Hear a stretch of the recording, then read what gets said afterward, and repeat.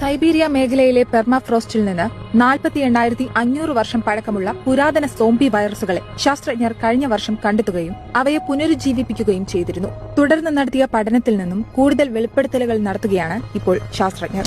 The ഗാർഡിയനിൽ അടുത്ത് പ്രസിദ്ധീകരിച്ച ഒരു റിപ്പോർട്ട് പ്രകാരം ശാസ്ത്രജ്ഞർ ഇതേക്കുറിച്ച് നൽകുന്ന ഏറ്റവും പുതിയ മുന്നറിയിപ്പുകൾ ഇങ്ങനെയാണ്. മനുഷ്യരാശി വിചിത്രമായ ഒരു പുതിയ പാൻഡമിക് ഭീഷണി നേരിടുകയാണ്.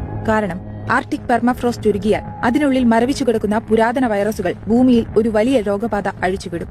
എന്നാൽ ഈ മെദൂസെലെ സൂക്ഷ്മാണുക്കൾ അഥവാ സോംബി വൈറസുകൾ ഒരു പുതിയ അസുഖത്തെയല്ല കൊണ്ടുവരിക, മറിച്ച് വിദൂര ഭൂതകാലത്തിൽ ഭൂമിയിലുണ്ടായിരുന്ന പുരാതന രോഗങ്ങളെ തന്നെയാണ് തിരികെ എത്തിക്കുക, ഗവേഷകർ പറയുന്നു. ഇപ്പോൾ പാൻഡമിക് ഭീഷണികൾ തെക്കൻ പ്രദേശങ്ങളിൽ രൂപം കൊണ്ട് വടക്കോട്ട് വ്യാപിക്കുന്നതാണ് കാണുന്നതെങ്കിൽ ഇതിൽ നിന്ന് വ്യത്യസ്തമായി പെർമാഫ്രോസ്റ്റുകൾ ഉരുകുന്നതോടെ പകർച്ചവ്യാധികൾ ഭൂമിയുടെ വടക്ക് ഭാഗങ്ങളിൽ നിന്നും തെക്കോട്ട് നീങ്ങുമെന്ന് ഐക്സ് മാർസെയിൽ സർവകലാശാലയിലെ ജനിതക ശാസ്ത്രജ്ഞൻ ജീൻ മൈക്കൽ ക്ലാവറി പറയുന്നു. പെർമാഫ്രോസ്റ്റിൽ കിടക്കുന്ന എല്ലാ വൈറസുകളെയും ഞങ്ങൾ തിരിച്ചറിഞ്ഞിട്ടില്ല, പക്ഷേ ഒരു ആഗോള അടിയന്തരാവസ്ഥ ഉണ്ടാക്കാൻ കഴിവുള്ള മാരക വൈറസുകൾ അവയിലുണ്ടെന്ന് ഞങ്ങൾക്കുറപ്പാണ്. റോട്ടർഡാമിലെ ഇറാസ്മസ് മെഡിക്കൽ സെന്ററിലെ വൈറോളജിസ്റ്റ് മരിയോൺ കൂപ്സ്മാൻസും പ്രതികരിച്ചു. സോംബി വൈറസിനെയും ഈ നിലയ്ക്കാണ് ശാസ്ത്രജ്ഞർ പരിഗണിക്കുന്നത്. ഇതിനോടനുബന്ധിച്ചാണ് 2014 ജനിതക ശാസ്ത്രജ്ഞൻ ജീൻ മൈക്കൽ ക്ലാവറിയുടെ നേതൃത്വത്തിൽ ശാസ്ത്രജ്ഞരുടെ ഒരു സംഘം സൈബീരിയൻ പെർമാഫ്രോസ്റ്റുകളിൽ നിന്നും ലൈവ് വൈറസുകളെ വേർതിരിച്ചെടുക്കുന്ന പ്രവർത്തനങ്ങൾ ആരംഭിച്ചത്.